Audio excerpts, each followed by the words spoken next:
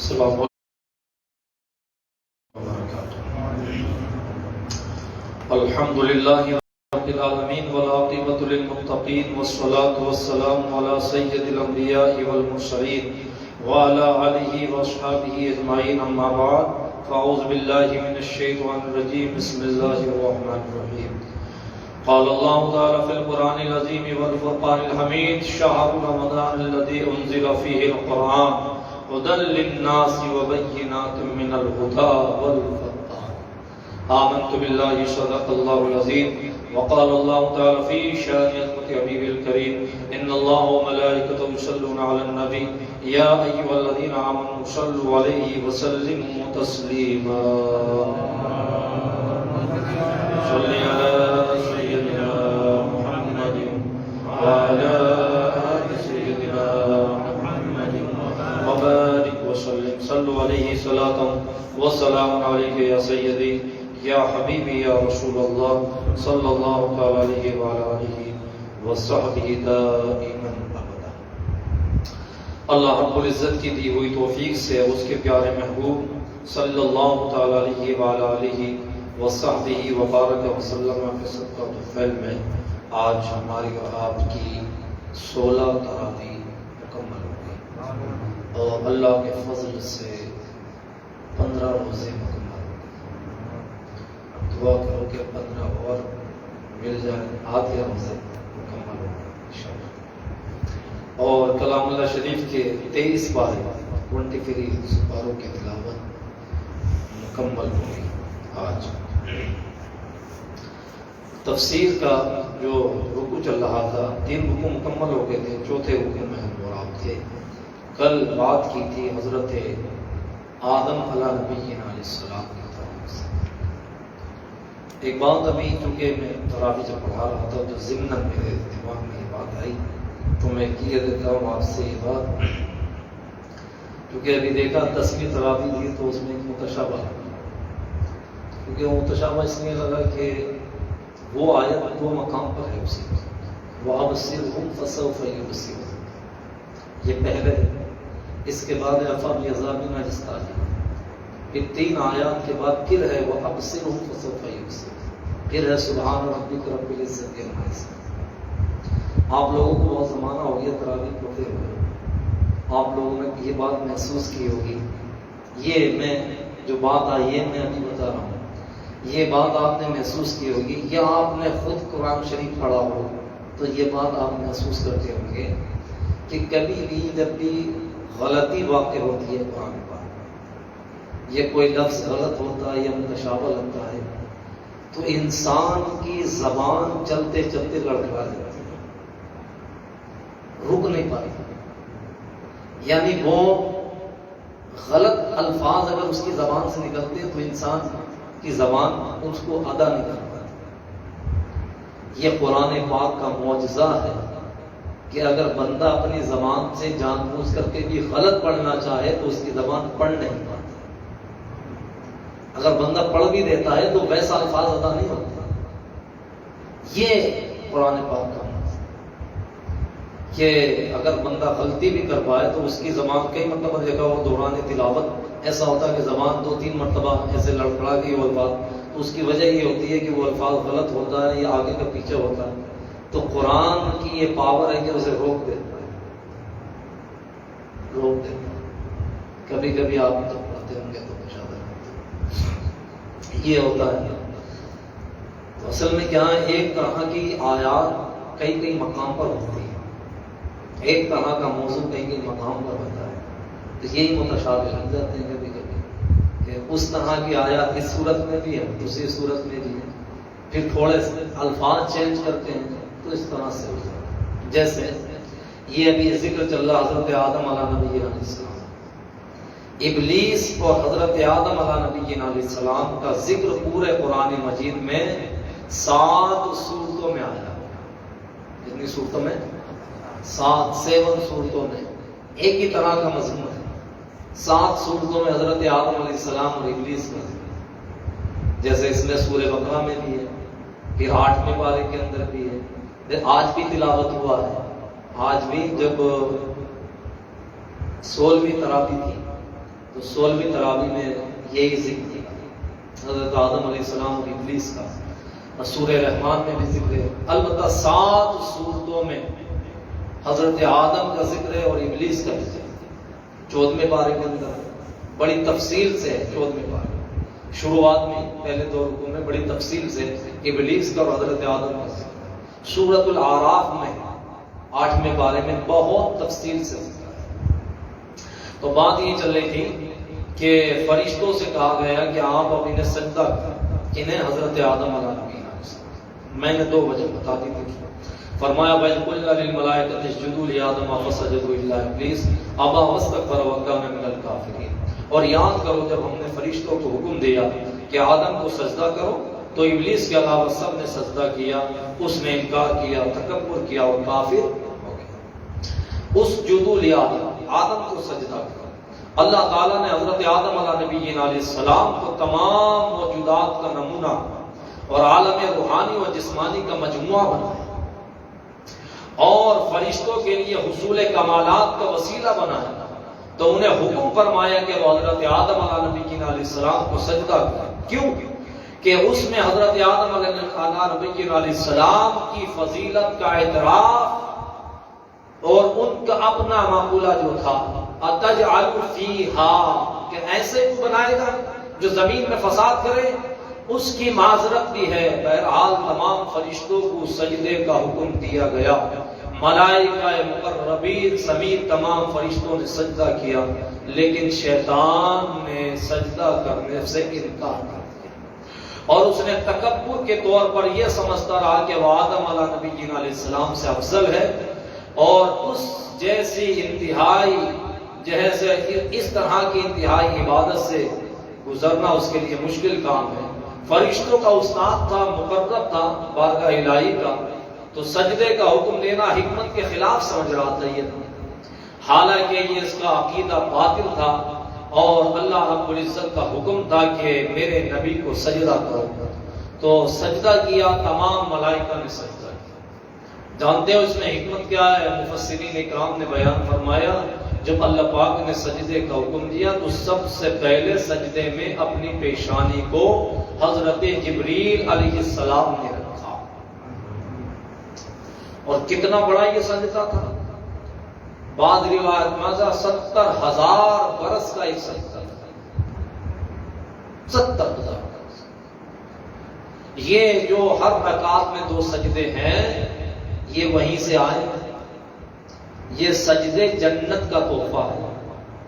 کہاں کا تحفہ ہے؟ جنت کا تحفہ۔ تو حضرت جبریل علیہ السلام نے سجدہ کیا تو تمام ملائکہ نے سجدہ کیا سوائے ابلیس کے۔ تو اللہ پاک نے تو 2 سجدوں کا حکم نہیں دیا تھا، ایک ہی سجدے کا حکم دیا تھا، اسجدوا لآدم، آدم کو سجدہ کرو، ایک سجدہ ہو گیا۔ پھر ہم نے پوچھا دوسرا کیوں کیا؟ تو حضرت جبریل علیہ السلام فرماتے ہیں کہ جب ہمیں حکم ہوا کہ اب اپنا سر اٹھاؤ، تو ہم نے اٹھانے کے بعد جب ہم نے اپنا سر اٹھایا اور نظر بھر کر کے ابلیس کو دیکھا تو اس کا چہرہ بدل چکا تھا۔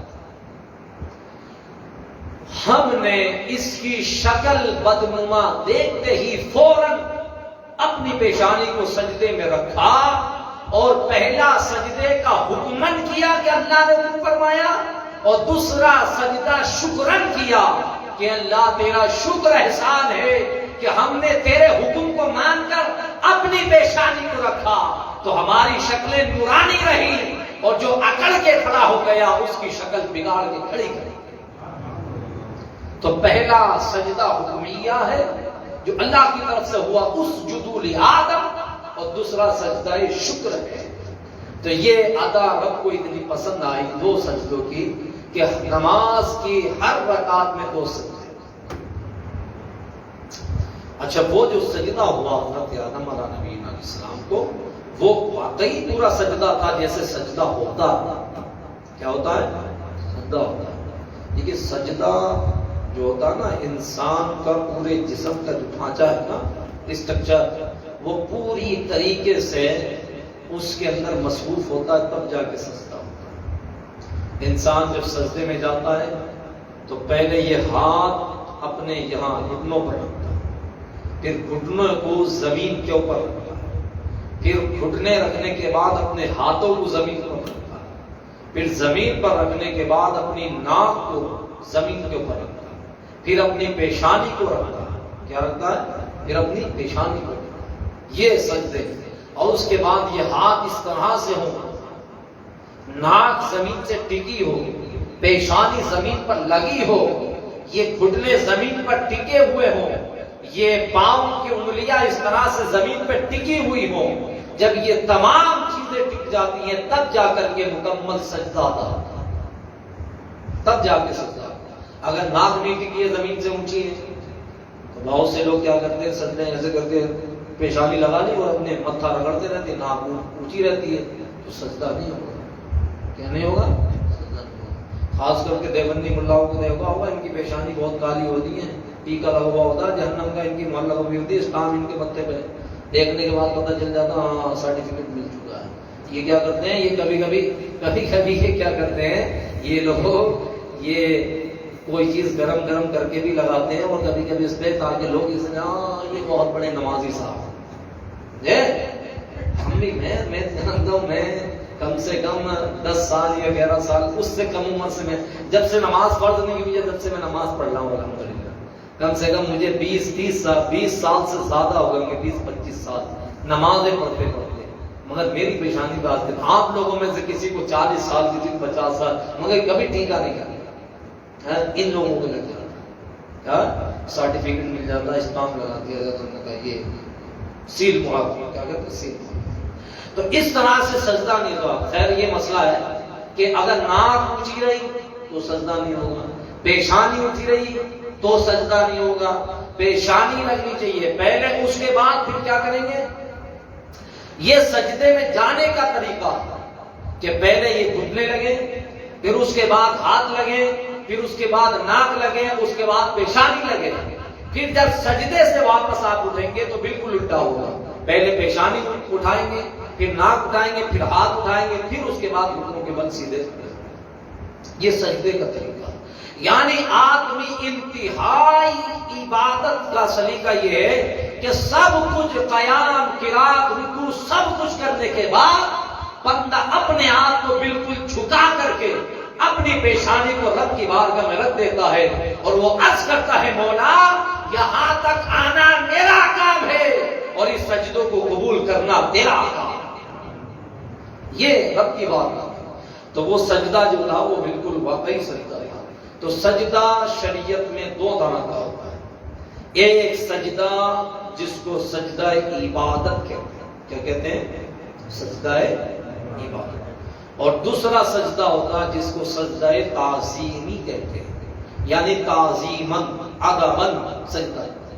یہ پہلے شریعت میں تھا، سجدہ کیا، جیسے سورہ یوسف میں ہے، سورہ یوسف میں ہے کہ اللہ رب العزت نے حضرت یوسف علیہ نبی علیہ السلام کے لیے ان کے بھائیوں کو اور ان کے والد کو حکم دیا کہ وہ انہیں سجدہ کریں۔ تعظیماً تھا، تعظیماً سجدہ تھا حضرت، اور جبکہ حضرت یعقوب نے بھی سجدہ کیا، اور حضرت یعقوب علیہ نبی علیہ السلام جبکہ باپ بھی تھے اور نبی بھی ہیں، کیا ہے، باپ بھی ہیں اور نبی بھی ہیں، ان کے مقام کو ظاہر کرنے کے لیے فرمایا گیا سجدہ۔ 11 بھائی اور باپ، 12 لوگوں نے مل کر کے حضرت یوسف علیہ نبی علیہ السلام کو سجدہ کیا تھا۔ یہ ہے نہیں، اذ قال یوسف لأبی یا ابت انی رأیت 11 کوکبا والشمس والقمر رأیتهم لی ساجدین۔ فرمایا میرے باپ، حضرت یوسف نے خواب دیکھا، اور خواب دیکھ کے کہا میرے باپ حضرت یعقوب سے، انی رأیت 11، میں 11 ستاروں کو دیکھ رہا ہوں، والشمس اور سورج کو دیکھتا ہوں، والقمر اور چاند کو دیکھتا ہوں، رأیتهم لی ساجدین، کہ وہ مجھ سے سجدہ کرتا ہے۔ کیا کر رہے ہیں؟ سجدہ کرتا ہے۔ اب یہاں 11 سے مراد 11 ان کے بھائی ہیں، والشمس سے مراد حضرت یعقوب ہیں، اور والقمر سے مراد ان کی ماں ہے۔ کیا ہے؟ ماں ہے۔ رأیتهم لی ساجدین، انہوں نے سجدہ کرتے ہوئے دیکھا، تو سجدہ کیا۔ پھر اس کے بعد یہ الگ داستان ہے، تو انہوں نے کہا، حضرت یعقوب نے اپنے بیٹے سے کہا، یوسف سے، قال یا بنی لا تقصص رؤیاک الا اخوتک فیکید لک کیدا ان الشیطان للانسان عدو مبین۔ اے میرے بیٹے یوسف، یہ بات جو تو نے مجھے بتائی ہے اپنے بھائیوں کو مت بتانا، اپنے بھائیوں کو مت بتانا، ورنہ وہ تجھ سے حسد کریں گے اور تیرے دشمن ہو جائیں گے۔ ان الشیطان للانسان عدو مبین، اور بے شک شیطان انسان کا کھلا ہوا دشمن ہے۔ تو یہ پہلے شریعتوں میں تھا، لیکن ہمارے یہاں شریعت محمدی صلی اللہ علیہ وسلم میں اسے منسوخ کر دیا گیا۔ تو دو طرح کے سجدے ہوئے، ایک سجدہ عبادت ہوا، ایک سجدہ تعظیمی ہوا۔ سجدہ عبادت یعنی یہ عقیدہ رکھا جائے کہ کسی کو معبود مان کر کے سجدہ کیا جائے۔ کیا کر کے؟ معبود مان کر، اپنا خدا مان کر، رب مان کر کہ یہ عبادت کے لائق ہے، اس لیے اسے سجدہ کیا جا رہا ہے، اسے بولتے ہیں سجدہ عبادت۔ یہ کسی اور کے لیے اللہ کے علاوہ کرنا کفر ہے۔ کیا ہے؟ کفر۔ اللہ کے علاوہ کسی اور کو معبود مان کر کے سجدہ کرنا کیا ہے؟ کفر ہے۔ دوسرا سجدہ ہے سجدہ تعظیمی، یعنی کسی کی ادب کے لیے، جیسے کہ مان لیجیے کہ بیٹا اپنے باپ کے ادب کے لیے، بیوی اپنے شوہر کے ادب کے لیے، مرید اپنے پیر کے ادب کے لیے، شاگرد اپنے استاد کے ادب کے لیے سجدہ اگر کرے تو یہ سجدہ تعظیمی ہوگا، لیکن یہ کفر نہیں ہوگا، لیکن شریعت اسلامی میں اس کو حرام کہا۔ کیا ہے؟ حرام کہا۔ اب یہ سجدہ دیکھو بھائی، سجدہ پورے طریقے سے میں نے بتایا نا، ہاتھ پاؤں سب لگتے تب جا کے۔ اچھا اب اس میں ایک ہے سجدہ اور ایک ہے بوسہ لینا۔ اب ہم لوگ کبھی کہیں مزار شریف پہ جاتے ہیں، آدھا بند کسی بزرگ کی چادر کو کوئی چومنے لگے، کسی چوکھٹ کو چومنے لگے، کسی متبرک مقام پر پہنچا تو لوگ کہتے ہیں یہ سجدہ کر رہا ہے۔ وہ سجدہ نہیں ہوتا۔ سجدہ تو تب ہوگا جب ناک بھی لگے، پیشانی بھی لگے، ہاتھ بھی ٹکے، گھٹنے بھی ٹکے، پاؤں کے پنجے میں، تب جا کے سجدہ ہوگا۔ یہ خالی جھکنے کو سجدہ سمجھتے ہیں۔ کیا کہتے ہیں؟ جھکنے کو۔ یہ بہتان لگاتے ہیں، الزام اہل سنت والجماعت پر، جبکہ الحمدللہ اہل سنت والجماعت کا عقیدہ 12 بجے کے سورج سے بھی زیادہ روشن ہے۔ ہمارا یہ عقیدہ ہے کہ یہ سجدہ تعظیمی نہ کسی پیر فقیر ولی کو، نہ کسی استاد کو، نہ کسی شاگرد کو، نہ باپ کو، نہ شوہر کو، یہ کرنا شریعت اسلامی میں حرام ہے، اور ہم اسے حرام ہی جانتے ہیں۔ کبھی کسی سنی نے کسی درگاہ کا اگر بوسہ لیا ہو تو وہ سجدہ سمجھ کے نہیں کرتا ہے، بلکہ متبرک مقام سمجھ کے اسے چومتا ہے، اور چومنا جائز ہے۔ کیا ہے؟ چومنا جائز ہے۔ اس لیے شریعت اسلامی میں اس کو حرام قرار دیا۔ اعلیٰ حضرت فاضل بریلوی رضی اللہ تعالیٰ عنہ نے ایک کتاب اس حوالے سے لکھی، اب زبدۃ الزکی فی تحریم سجود التحیہ، یہ لکھا کہ غیر اللہ کے لیے سجدہ تعظیم کرنا حرام ہے، اعلیٰ حضرت فاضل بریلوی رضی اللہ تعالیٰ۔ اس حوالے سے اب یہ سجدہ ہو گیا، اس کے بعد حضرت آدم علیہ نبی علیہ السلام کا بڑا اکرام ہوا اور وہ جنت میں رہنے لگے۔ پھر اللہ پاک نے فرمایا وَقُلْنَا يَا آدَمُ اسْكُنْ أَنْتَ وَزَوْجُكَ الْجَنَّةَ وَكُلَا مِنْهَا رَغَدًا حَيْثُ شِئْتُمَا وَلَا تَقْرَبَا هَٰذِهِ الشَّجَرَةَ فَتَكُونَا مِنَ الظَّالِمِينَ فَأَزَلَّهُمَا الشَّيْطَانُ عَنْهَا فَأَخْرَجَهُمَا مِمَّا كَانَ فِيهِ وَقُلْنَا اهْبِطُوا بَعْضُكُمْ لِبَعْضٍ عَدُوٌّ وَلَكُمْ فِي الْأَرْضِ مُسْتَقَرٌّ وَمَتَاعٌ إِلَىٰ حِينٍ۔ اور ہم نے فرمایا اے آدم تم اور تمہاری بیوی جنت میں رہو بغیر روک ٹوک کے، جہاں تمہارا جی چاہے کھاؤ، البتہ اس درخت کے قریب نہ جانا، ورنہ حد سے بڑھنے والوں میں شامل ہو جاؤ گے۔ تو شیطان نے ان دونوں کو جنت سے لغزش دی، بس انہیں وہاں سے نکلوا دیا جہاں وہ رہتے تھے، اور ہم نے فرمایا تم نیچے اتر جاؤ، تم ایک دوسرے کے دشمن بنو گے، اور تمہارے لیے خاص وقت تک زمین میں ٹھکانا اور زندگی گزارنے کا سامان ہے۔ کیا ہے؟ زندگی گزارنے کا سامان۔ یعنی جب وہ جنت میں رہنے لگے، ماں حوا بھی تھی اور دونوں وَقُلْنَا يَا آدَمُ اسْكُنْ أَنْتَ وَزَوْجُكَ الْجَنَّةَ، دونوں میاں بیوی جنت میں رہے، تو اللہ پاک نے فرمایا چلو سب کچھ کھانا، جو مرضی جہاں گھومو پھرو سب تمہارا ہے، فرمایا وَلَا تَقْرَبَا هَٰذِهِ الشَّجَرَةَ، لیکن یہاں مت آنا، یہ اس درخت کے قریب، یہ جو ہے اس درخت کے قریب مت آنا، یہ ایک طرح سے منع بھی کیا گیا، اور لیکن ارادہ بھی یہ ہے کہ اس کے قریب بلایا جائے۔ چونکہ جنت میں اگر یہ درخت نہیں ہو اور اس درخت کے قریب اگر یہ جو ہے کنڈیشن نہ لگائی جائے تو پھر تو وہ جنت ہی میں رہتے ہیں، اور جب جنت ہی میں رہتے تو پھر دنیا میں نہیں آتے، اور جب دنیا میں نہیں آتے تو پھر انسانیت کا وجود کیسے ہوتا، پھر انسان کیسے آگے بڑھتے اور پھر اللہ کی عبادتیں کیسے ہوتی. تو اس لیے اللہ پاک نے فرمایا اس کے قریب مت جاؤ، چونکہ رب کے علم میں تھا کہ آدم اس کے قریب جائیں گے، اور جب جائیں گے تو یہ بہانہ ہوگا کہ انہیں جنت سے اتار دیا جائے.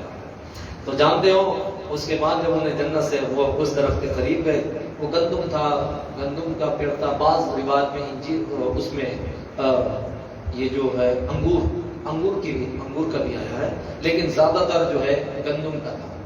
تو فرمایا وہ کہ حضرت آدم علیہ نبی علیہ السلام سے ابلیس نے کہا کہ دیکھیے آپ سب کچھ کھاتے، کم سے کم اس کا ٹیسٹ بھی تو لے کر کے دیکھیے کتنا اچھا، اور آپ کو اتنی بڑی جنت نے اس درخت کے لیے منع کر دیا. تو حضرت آدم نے فرمایا نہیں، اللہ کا حکم. تو ابلیس نے حضرت حوا سے کہا دیکھیے یہ تو بات ماننے والے ہیں نہیں، آپ دیکھیے کم سے کم اس کا ٹیسٹ آپ دیکھیں گی تو آپ کو بہت فائدہ ہوگا. تو چونکہ اب حضرت حوا تو حوا ہے، تو ماں حوا نے کہا کھا لو بھی، کھانے میں کیا پریشانی. انہوں نے توڑ لیا، اور توڑنے کے بعد آدھا یہ گندم، کبھی آپ نے دیکھا گندم کے اندر جو ایک طرح کا نشان ہوتا ہے، آدھے دو ٹکڑے ایسے کرو تو آپ 2 ٹکڑے ہو گئے.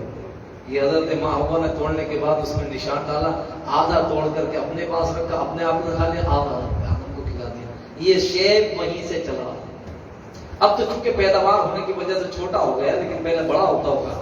تو فرمایا وہ آدھا خود کھا لیا. آدھا جب یہ کھایا تو اللہ پاک نے فرمایا ہم نے منع فرمایا تھا اور آپ. یہ خطا نہیں، یہ گناہ نہیں، یہ ایک طرح کی خطا اجتہادی ہے.